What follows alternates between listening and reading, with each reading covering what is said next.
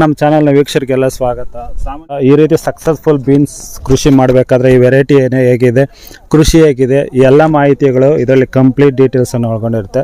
ನಿಮಗೆಲ್ಲ ಮಾಹಿತಿಗಳು ಸಿಗಬೇಕಂದ್ರೆ ವಿಡಿಯೋನ ಕೊನೆವರೆಗೂ ನೋಡಿ. ಹಾಗೆ ನಮ್ಮ ಚಾನಲ್ ಈ ವಿಡಿಯೋನಲ್ಲಿ ಇಷ್ಟ ಆದರೆ ನಮ್ಮ ಸಬ್ಸ್ಕ್ರೈಬ್ ಮಾಡ್ಕೊಳ್ಳಿ, ಫಾಲೋ ಮಾಡಿ. ಆಯಿತು, ಮತ್ತೆ ಬಿಸಿ ಬಂತು, ಮತ್ತು ಈಗ ಗಾಳಿ ವಾತಾವರಣ. ಈ ಟೈಮಲ್ಲಿ ಬಂದು ಫ್ಲವರ್ ಡ್ರಾಪ್ ಅನ್ನೋದು ಜಾಸ್ತಿ ಇರುತ್ತೆ, ಗಿಡದ ಬೆಳವಣಿಗೆ ಅನ್ನೋದು ಕುಂಠಿತವಾಗಿರ್ತದೆ. ಬಟ್ ಆದರೆ ಇಲ್ಲೊಂದು ಪ್ರೋಗ್ರೆಸಿವ್ ಫಾರ್ಮರ್ ಬಂದು ಒಂದು ಲೆಕ್ಕಾಚಾರಕ್ಕೆ ಬೆಳೆನ ನೀಟಾಗಿ ಇಟ್ಕೊಂಡಿರ್ತಾರೆ. ಸೊ ಇದ್ರ ಬಗ್ಗೆ ಯಾವ ತಳಿನ ಮಾಡಿದ್ದಾರೆ ಮತ್ತು ಏನೆಲ್ಲ ಪ್ರಿಕಾಷನ್ಸ್ ತಗೊಂಡಿದ್ದಾರೆ ಬೆಳೆ ಮಾಡಲಿಕ್ಕೆ ಅಂತ ಹೇಳ್ಬಿಟ್ಟು ರೈತರ ಮುಖಾಂತರನೇ ತಿಳ್ಕೊಳ್ಳೋಣ. ಯಾರು ಈ ವಿಡಿಯೋ ಫಸ್ಟ್ ಟೈಮ್ ನೋಡ್ತಾ ಇದ್ದೀರಾ ಚಾನಲಲ್ಲಿ ದಯವಿಟ್ಟು ಸಬ್ಸ್ಕ್ರೈಬ್ ಮಾಡ್ಕೊಳ್ಳಿ. ಮತ್ತು ವಿಡಿಯೋ ಏನಾದರೂ ಇಷ್ಟ ಆದರೆ ಲೈಕ್ ಮಾಡಿ, ಶೇರ್ ಮಾಡಿ ಅಂತ ಹೇಳ್ತಾ ವಿಡಿಯೋಗೆ ಹೋಗೋಣ ಬನ್ನಿ ಸ್ನೇಹಿತರೆ. ಸರ್, ನಮ್ಮ ಹೆಸರು ಬಂದು ಸಿದ್ದರಾಜು ಅಂತ. ಹಾಂ ಸರ್, ನಮ್ಮೂರು ಬಂದು ಪುರ್ಸ್ನಳ್ಳಿ. ಸರ್, ಎಷ್ಟು ವರ್ಷಗಳಿಂದ ಈ ಕೃಷಿಯಲ್ಲಿದ್ದೀರಾ ಸರ್ ನೀವು? ನಾವು ಮುಂದೆ ಎಲ್ಲ ಗುಲಾಬಿ ಹೂವು ಬೆಳೀತಾ ಇದ್ರಿ. ಒಂದು 5 ವರ್ಷದಿಂದ ನಮಗೆ ಎಕ್ಸ್ಪೀರಿಯನ್ಸ್. ಈಗ ಇದೇ ಪ್ರಥಮ ಬಾರಿಗೆ ಬೆಳೀತಾ beans first time. Okay sir, ಈಗ ಒಂದು ಬೆಳೆ ವಿಚಾರಕ್ಕೆ ಬಂದಾಗ ನಾನು ಸುತ್ತಮುತ್ತ ಗಮನಿಸಿದ್ದೀನಿ. ಸೊ ಅಷ್ಟೊಂದಾಗಿ ಹೆವಿಯಾಗಿ ಬೆಳೆಗಳು ನನ್ನ ಕಾಣೆ ಎಲ್ಲ ಒಂದು 100 ತೋಟ ತಗೊಂಡ್ರೆ ಒಂದು 10 ತೋಟ ಇಷ್ಟು ಮಾತ್ರ ಇರುತ್ತೆ. ಇನ್ನು ಉಳಿದಿದ್ದೆಲ್ಲ ಅಷ್ಟಕ್ಕಷ್ಟೇ ಇರ್ತದೆ. ಸೊ ಇನ್ನು ಈ ಬೆಳೆನ ಮಾಡ್ಲಿಕ್ಕೆ ಏನೆಲ್ಲ ಸ್ಟೆಪ್ಸ್ ತಗೊಂಡಿರ್ತೀರಾ ಅಂತ ಒಂದು ಸ್ವಲ್ಪ ಮಾಹಿತಿ ಕೇಳ್ತೀರಿ. ಒಂದು ಸ್ವಲ್ಪ ನಿಮ್ಮ ಕಡೆಯಿಂದ ಮಾಹಿತಿ ಕೊಡಿ. ಈಗ ಮೊದಲನೇ ವಿಚಾರ ಬಂದಾಗ ಎಲ್ಲದಕ್ಕೂ ಈಗ ಒಂದು ಬಿಲ್ಡಿಂಗ್ ಮಾಡ್ಬೇಕಂತ ಹೇಳಿದ್ರೆ ಒಂದು ಬೇಸ್ಮೆಂಟ್ ಮುಖ್ಯ ಆಗುತ್ತೆ. ಸೊ ಇನ್ನು ಈ ಕೃಷಿಯಲ್ಲಿ ವಿಚಾರಕ್ಕೆ ಬಂದಾಗ ಬೇಸ್ಮೆಂಟ್ ಅನ್ನೋದು ಬಂದು ನೆಲದ ತಯಾರಿ. ಸೊ ಏನೇನು ಕೊಟ್ಟಿದ್ದೀರಾ ಸರ್ ಗೊಬ್ಬರಗಳು? ನಾವು ಬಂದು ಒಂದು ಮಾಮೂಲಿ ನಾಟಿ ಸಗಣಿ ಗೊಬ್ಬರ ಕೊಟ್ಟಿದ್ರಿ, ಆಮೇಲೆ ಕೋಳಿ ಗೊಬ್ಬರ ಕೊಟ್ಟಿದ್ರಿ ಒಂದು 2 ಲೋಡು. ಸಗಣಿ ಗೊಬ್ಬರ ಎಷ್ಟು ಕೊಟ್ಟಿದ್ದೀರಾ? ಸಗಣಿ ಗೊಬ್ಬರ ಬಂದು ಒಂದು 6 ಲೋಡು. ಸರ್, ಎಷ್ಟು ವಿಸ್ತೀರ್ಣ ಬರುತ್ತೆ? ವಿಸ್ತೀರ್ಣ ಬಂದು ಇದು ಒಂದು ಮುಕ್ಕಾಲ್ ಎಕರೆ ಬರುತ್ತೆ, ಇಲ್ಲ 1 ಎಕರೆ. ಮುಕ್ಕಾಲ್ ಎಕರೆ. ಓಕೆ, ಈಗ ಇದಕ್ಕೆ ಬಂದು ಒಂದು 6 ಲೋಡು ಸಗಣಿ ಗೊಬ್ಬರ, 2 ಲೋಡು ಕೋಳಿ ಗೊಬ್ಬರ ಕೊಟ್ಟಿರ್ತಾರೆ ಸರ್. ಓಕೆ ಸರ್, ಇದೆಲ್ಲ ಬಂದು ಒಂದು ಗೊಬ್ಬರದ ವಿಚಾರ ಆಯ್ತು. ಇನ್ನು ಬೆಡ್ ಪ್ರಿಪರೇಷನ್ ಟೈಮ್ ಅಲ್ಲಿ ಏನು ಎಲ್ಲ ಸ್ಟೆಪ್ಸ್ ಮಾಡಿದೀರಾ? ಅಂದ್ರೆ ಈಗ ಪೇಪರ್ ಮಾಡೋದಕ್ಕೆ ಮೊದಲು ಸೊ ಏನ್ ಗೊಬ್ಬರ ಕೊಟ್ಟಿರ್ತೀರಾ ಅದಕ್ಕೆ? ಒಂದು 20-20 ಅಂತ ಒಂದು 2 ಮೂಟೆ ಗೊಬ್ಬರ ಕೊಟ್ಟಿದ್ದೀವಿ. ಆಮೇಲೆ 10-26 1 ಮೂಟೆ, ಆಮೇಲೆ ಬೇವಿನ ಹಿಂಡಿ 1 ಮೂಟೆ, ಉಂಗೆ ಹಿಂಡಿ 1 ಮೂಟೆ. ಓಕೆ, ಇದು ಆರ್ಗ್ಯಾನಿಕ್ 2 ಮಿಕ್ಸ್ ಮಾಡಿ ಕೊಟ್ಟಿದ್ದೀರಾ ಸರ್. ಈಗ ಪೇಪರ್ ಬಂದು ಹಾಕಿರ್ತೀರಾ. ಸೊ ಸಾಲಿಂದ ಸಾಲಿಗೆ ಅಂತರ ಎಷ್ಟು ಕೊಟ್ಟಿದ್ದೀರಾ ಸರ್? ಸಾಲಿನ ಸಾಲಿಗೆ ಒಂದು 5 ಅಡಿ ಇದೆ. 5 ಅಡಿ ಇದೆ. ಓಕೆ ಸರ್, ಈಗ ಮಲ್ಚಿಂಗ್ ವಿಚಾರಕ್ಕೆ ಬರೋಣ. ಈ ಕೆಲವೊಬ್ರು ಏನಪ್ಪಾ ಅಂತ ಹೇಳಿದ್ರೆ ಮಲ್ಚಿಂಗ್ ಹಾಕೋದ್ರಿಂದ ಏನಕ್ಕೆ ಅಷ್ಟು ಖರ್ಚು ಮಾಡೋದು ಅಂತ ಹೇಳ್ಬಿಟ್ಟು ಎಲ್ಲ ಕೆಲವೊಬ್ರು ಹೇಳ್ತಾರೆ. ಸೊ ಇದರಲ್ಲಿ ನಿಮ್ಮ ಅಭಿಪ್ರಾಯ ಏನ್ ಸರ್? ಮಲ್ಚಿಂಗ್ ಹಾಕಿದ್ರೆ ಬೆಳಿಬೋದಾ ಈ ತರ ಬೆಳೆನ? ಮಲ್ಚಿಂಗ್ ಹಾಕೋದ್ರಿಂದ ಏನ್ ಪ್ರಯೋಜನ ಅಂದ್ರೆ ಕಳೆ ಕಡಿಮೆ ಇರುತ್ತೆ, ಆಮೇಲೆ ನಮ್ಗೆ ರೋಗಗಳು ಅದು ಇದು ಎಲ್ಲ ಅವಾಯ್ಡ್ ಆಗುತ್ತೆ. ಈಗ ಜಾಸ್ತಿ ಮಳೆಗಾಲದ ಟೈಮಲ್ಲಿ ಜಲ್ದಿ ಏನಿದೆ ಈ ಬೂದಿ ರೋಗ ಅದು ಇದು ಜಲ್ದಿ ಮಣ್ಣು ಎಲೆ ಮೇಲೆ ಎಗರಿ ಜಲ್ದಿ ರೋಗ ಬರೋ ಅವಶ್ಯಕತೆ ಇರುತ್ತೆ. ಅದರಿಂದ ಆ ಚಾನ್ಸಸ್ ಇರೋದ್ರಿಂದ ಮಲ್ಚಿಂಗ್ ಮಾಡೋದೇ ಬೆಸ್ಟ್. ಓಕೆ ಸರ್, ಈಗ ಮಲ್ಚಿಂಗ್ ವಿಚಾರಕ್ಕೆ ಬಂದಾಗ ಯಾವ್ದನ್ನ ಚೂಸ್ ಮಾಡ್ಕೊಂಡಿದ್ದೀರಾ ಸರ್ ನೀವು? ಎಷ್ಟಡಿ ಮಲ್ಚಿಂಗ್ ಪೇಪರ್ ಹಾಕಿದ್ದೀರಾ? ನಾವು ಇದಕ್ಕೆ 4 ಅಡಿ ಪೇಪರ್ ಹಾಕಿರ್ತೀವಿ. 3.5 ರೋಲ್ ಹಾಕಿ. 3.5 ರೋಲ್. Okay sir. ಓಕೆ, ಇದು ಒಂದು ಇದಾಯ್ತು ಸರ್. ನೆಕ್ಸ್ಟ್ ಇನ್ನ ಇದೆಲ್ಲ ಆದ್ಮೇಲೆ ನಮಗೆ ಮೈನ್ ಬೇಕಾಗಿರೋದು ಬಂದು ಸೂಕ್ತವಾದ ತಳಿ. ತಳಿ ವಿಚಾರಕ್ಕೆ ಬಂದಾಗ ಯಾವ ತಳಿನ ಸೆಲೆಕ್ಟ್ ಮಾಡ್ಕೊಂಡಿದ್ದೀರಾ sir? Marlida. Okay, Seminis Marlida. ಇದು ಕೆಲವೊಬ್ಬರು ರೈತರು ಏನಪ್ಪಾ ಅಂತ ಹೇಳಿದ್ರೆ ಬೆಳೆ ಮಾಡುವಾಗ ಒಂದ್ ಸ್ವಲ್ಪ ಏರುಪೇರಾಗಿ ಈ ಸೆಮಿನಿಸ್ ಮರ್ಲಿಡಾ ಅಷ್ಟೊಂದು ಚೆನ್ನಾಗಿ ಬರೋದಿಲ್ಲ ಅಂತ ಕೆಲವೊಬ್ರು ಹೇಳ್ತಾರೆ. ಸೊ ನೀವು ಪ್ರಥಮ ಬಾರಿ ಬೆಳೆದಿದಿರಲ್ವಾ, ನಿಮ್ಗೆ ಯಾವ ರೀತಿ ಇದೆ ಸರ್? ಏನು ಓಕೆ ಅನ್ಸಿದ್ಯಾ? ಓಕೆ ಅನ್ಸಿದೆ ಸರ್, ಪರವಾಗಿಲ್ಲ, ಚೆನ್ನಾಗಿ ಬಂದಿದೆ. ನೀವು ನೋಡ್ತಾ ಇದ್ರಲ್ಲ ಲೈವ್ ಅಲ್ಲಿ ಚೆನ್ನಾಗಿ ಹೌದು ಗಿಡ ಆಗಿದೆ, ಮತ್ತೆ ಕಾಯಿನೂ ಲೆಂತ್ ಬಂದಿದೆ, ಚೆನ್ನಾಗಿದೆ ಸರ್. ಮರ್ಲಿಡಾ ಏನು ಇದಿಲ್ಲ. Okay sir. ಓಕೆ, ಈಗ ಬೀಜದ ವಿಚಾರಕ್ಕೆ ಬಂದಾಗ ಆ ಒಂದು ಪಾಕೆಟ್ ನ ಬೆಲೆ ಅಥವಾ 1 kg ಬೆಲೆ ಏನ್ ಬೀಳುತ್ತೆ ಸರ್? ಸರ್, ಅದು ಅರ್ಧ ಕೆಜಿ ಬಂದು 1900, 1 kg ಬಂದು 1950. ಓಕೆ ಸರ್, ಈಗ ಈ ವಿಸ್ತೀರ್ಣಕ್ಕೆ ಎಷ್ಟು ಕೆಜಿ ಬೀಜ ನಾಟಿ ಮಾಡಿದ್ದೀರಾ? ಇದಕ್ಕೆ ಒಂದು 2 kg ಅಷ್ಟು ಬೀಜ ಹಾಕಿದ್ದೀರಾ. ಸೊ ಇವಾಗ ಸಾಲಿಂದ ಸಾಲಿಗೆ ಅಂತರ ಆಯ್ತು ಸರ್. ಬೀಜದಿಂದ ಬೀಜಕ್ಕೆ ಅಂತರ ಎಷ್ಟು ಕೊಟ್ಟಿದ್ದೀರಾ ಸರ್? ಬೀಜದಿಂದ ಬೀಜಕ್ಕೆ 1 ಅಡಿ ಹಾಕಿದ್ದೀನಿ. 1 ಅಡಿ ಹಾಕಿದ್ದೀರಾ. ಈಗ ಇಲ್ಲಿ ನೋಡೋದಾದ್ರೆ ಡಬಲ್ ರೋ ಮಾಡಿದ್ದೀರಲ್ವಾ? ಹೌದು.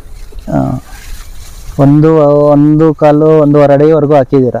ಸೊ ಇದು ಇನ್ನ ಹತ್ರ ಆಗ್ಬಿಟ್ಟಿತ್ತು ಅಂತ ಹೇಳಿದ್ರೆ ಈ ಗಿಡ ಇನ್ನ ಜಾಸ್ತಿ ಹೆವಿ ಆಗೋಗ್ಬಿಡುತ್ತೆ, ಫಸಲು ಕಡಿಮೆ ಆಗ್ತಾ ಇತ್ತು. ಅಂತರ ದೂರ ಮಾಡೋದ್ರಿಂದ ಫಸಲು ಚೆನ್ನಾಗಿ ಬರುತ್ತೆ. ಗಾಳಿ ವಾತಾವರಣ ಇದ್ರೆ ಫಸಲು ಚೆನ್ನಾಗಿ ಬರುತ್ತೆ. ಓಕೆ ಸರ್, ಇದೊಂದು ಮಾಹಿತಿ ಆಯ್ತು ಸರ್.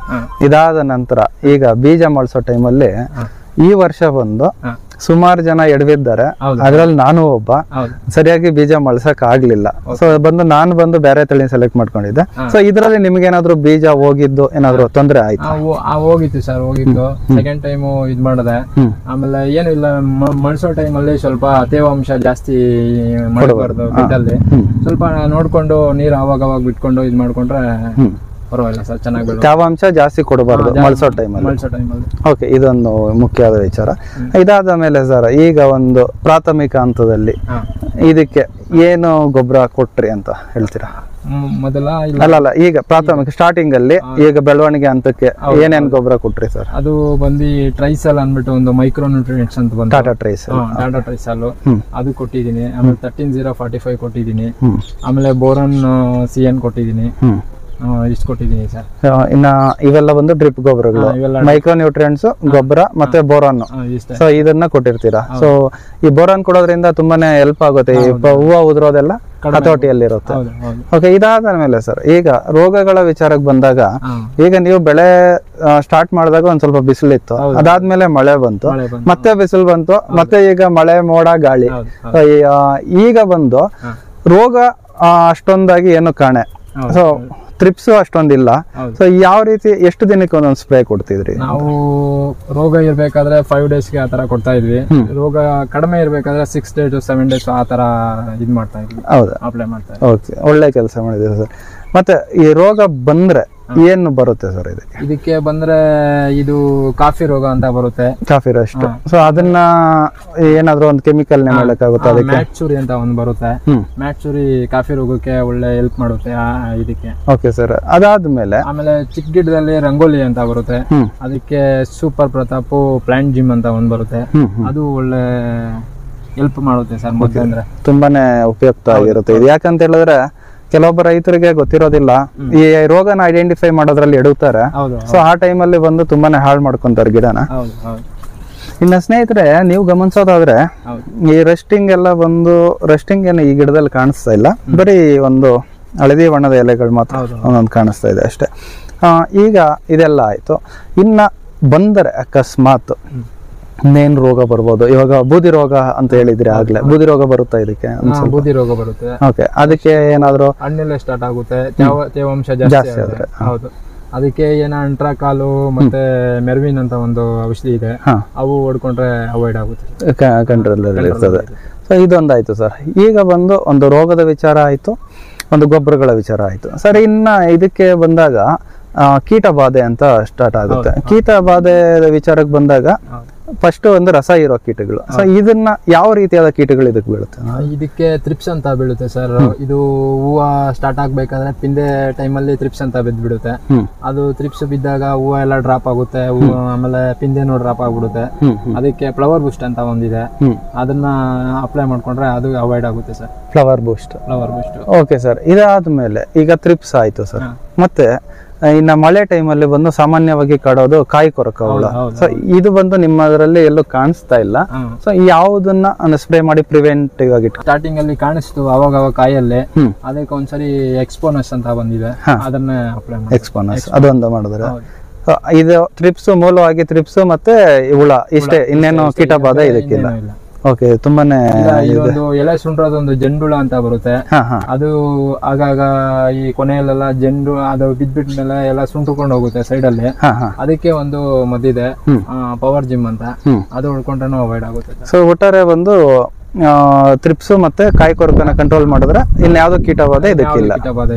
ಓಕೆ, ತುಂಬಾನೇ ಉಪಯುಕ್ತವಾದ ಮಾಹಿತಿ ಸಿದ್ದರಾಜ್ ಅವರೇ. ಈಗ ಬಂದು ಇದರಲ್ಲಿ ಎಷ್ಟು ಕಟಿಂಗ್ ಮಾಡಿರ್ತೀರಾ ಅಂತ? ಈಗ ನಮ್ಗೆ ಎರಡು ಕಟಿಂಗ್ ಆಗಿದೆ ಸರ್. 2 ಕಟಿಂಗ್ ಆಗಿದೆಯಾ? ಸೊ ಈಗ ಒಂದು 3ನೇ ಕಟಿಂಗ್ಗೆ ಇನ್ನೇನು ಕಾಯಿ ಬಂದಿದೆ ಅನ್ಕೋತೀನಿ. ಬಂದಿದೆ, ಈಗ ನಾಳೆ ಇಲ್ಲ ನಾಳಿದ್ದು ಇದ್ ಮಾಡ್ಬೇಕು. ಪ್ರೈಸ್ ವಿಚಾರಗಳಿಗೆ ಬಂದಾಗ ಒಂದ್ ಸ್ವಲ್ಪ ಮಾರ್ಕೆಟ್ ಅಪ್ ಅಲ್ಲಿ ಇತ್ತು, ಮತ್ತೆ ಡೌನ್ ಆಗಿದೆ, ಮತ್ತೆ ಇನ್ನೇನಾದ್ರೂ ರೈಸ್ ಆಗಿದೆಯಾ ಅಥವಾ ಹೆಂಗಿದೆ? ನಿನ್ನೆಯಿಂದ ರೈಸ್ ಆಗಿದೆ ಅಂತೆ. ನಮ್ಗೆ ಫಸ್ಟ್ ಸರಿ ಇದ್ ಮಾಡಿದಾಗ 81 ರೂಪಾಯಿ ಆಯ್ತು ಮಾರ್ಕೆಟಿಂಗ್. ಸೆಕೆಂಡ್ ಮೊನ್ನೆ ಬಿಡಿಸಿದ್ರಿ, ಆಗ ಬರೀ 48 ರೂಪೀಸ್ ಹಾಕಿದ್ರು. 48 ರೂಪೀಸ್. ನೋಡಿ, ಇಷ್ಟು ನೀಟಾಗಿ ಬೆಳೆದಿರೋ ಅಂತ ಬೆಳೆಗೆ ಒಂದು ಸೂಕ್ತವಾದ ಬೆಲೆ ಇಲ್ಲ ಅಂದಾಗ ಒಂದ್ ಸ್ವಲ್ಪ ಮನ್ಸಿಗೆ ಎಲ್ಲ ಒಂಥರ ಇದನ್ಸುತ್ತೆ.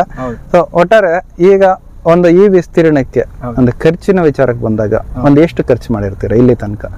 ಎಲ್ಲ ಒಂದು 1 ಲಕ್ಷ ರೂಪಾಯಿವರೆಗೂ ಆಗಿದೆ ಅಂದಾಜು ಸರ್. 1 ಲಕ್ಷವರೆಗೂ. 1 ಲಕ್ಷವರೆಗೂ. ಮತ್ತೆ ಸರ್ ಇದು ಬಂದು ಕಡ್ಡಿಗಳು ಬಂದು ಈ ಕತ್ರಿ ಶೇಪಲ್ಲಿ ಹಾಕಿ ಈ ಟೈನ್ ಬಂದು ಯಾವ ಸ್ಟೇಜ್ ಅಲ್ಲಿ ಹಾಕಿರೋದು ಸರ್? ಒಂದು ಎಷ್ಟು ದಿನಕ್ಕೆ ಹಾಕಿರ್ತೀರಾ? ಅದೇ ಒಂದು ಬೀಜ ಉಣಿ ಒಂದು 25 ಡೇಸ್ಗೆ ಬಳ್ಳಿ ಬರುತ್ತಲ್ಲ, ಆ ಟೈಮಲ್ಲಿ ಸ್ಟಾರ್ಟ್ ಮಾಡಿರೋದು. ಆ ಟೈಮಲ್ಲಿ ಮಾಡಿರೋದು. ಸೊ ಅದಾದ್ಮೇಲೆ ಈಗ ಬಂದು ಇಲ್ಲಿ ಬಳಕೆ ಮಾಡಿರೋಂತ ವೈರು ಇದು ತುಂಬಾನೇ ಸ್ಟ್ರಾಂಗ್ ಆಗಿದೆ. ಸೊ ಇದನ್ನೇ ಹಾಕ್ಬೇಕಲ್ವಾ, ಇಲ್ಲ ಬೇರೆ ಯಾವ್ದಾದ್ರು ಹಾಕಿದ್ರೆ ನಡೆಯುತ್ತಾ? ಅಲ್ಲ ಇದನ್ನೇ ಹಾಕ್ಬೇಕಾ? ಇದೇ ಹಾಕ್ಬೇಕು ಸರ್. ಬೇರೆ ಎಲ್ಲ ಅಂದ್ರೆ ಗಾಳಿ ಮಳೆ ಈಗ ಜಾಸ್ತಿ, ಅದಕ್ಕೆ ಈ ಕಾಯಿ ಫಸಲು ಬಂದಾಗ ವೆಯ್ಟ್ ಇರುತ್ತೆ, ಆಗ ಬೇರೆ ವೈರೆಲ್ಲ ತಡೆಯಲ್ಲ, ಅದಕ್ಕೆ ಇದೇ ಬೆಸ್ಟ್ ಅನ್ಕೊಂತೀನಿ ಸರ್. Okay sir. ಈಗ ಬಂದು ಈ ಸೆಂಟ್ರಲ್ಲಿ ತಗ್ಗಾಗಿದೆ ಅಂತ ಹೇಳ್ಬಿಟ್ಟು ಈ ಒಂದು ವೈರ್ನ ಹಾಕಿ ಲಿಫ್ಟ್ ಮಾಡಿದೀರಾ ಮೇಲಕ್ಕೆ. ಸೊ ಇದರಿಂದ ಓಡಾಡ್ಲಿಕ್ಕೆ ಎಲ್ಲ ಅನುಕೂಲವಾಗಿರ್ತದೆ. ಓಕೆ ಸಿದ್ದರಾಜ್ ಅವರೇ, ಒಂದು ಸಂಕ್ಷಿಪ್ತವಾದ ಬೀನ್ಸ್ ಬೆಳೆ ಬಗ್ಗೆ ಒಂದು ಮಾಹಿತಿ ಕೊಟ್ಟಿದ್ದೀರಾ ನಮ್ಮ ಚಾನಲ್ಗೆ. ಸೊ ನಿಮಗೆ ನಮ್ಮ ಚಾನಲ್ ಕಡೆಯಿಂದ ಒಂದು ಧನ್ಯವಾದಗಳು. ಮತ್ತೆ ನಿಮ್ಮ ಹಾರ್ವೆಸ್ಟಿಂಗ್ ಎಲ್ಲ ಚೆನ್ನಾಗಿ ನಡೀಲಿ, ಮತ್ತೆ ನಿಮ್ಮ ಪ್ರೈಸ್ ಒಂದು ಸ್ವಲ್ಪ ರೈಸ್ ಆಗಲಿ ಅಂತ ಕೇಳ್ಕೊಂತ ಈ ವಿಡಿಯೋ ಮುಗಿಸ್ತಾ ಇದ್ದೀನಿ. ಧನ್ಯವಾದಗಳು ನಿಮಗೆ.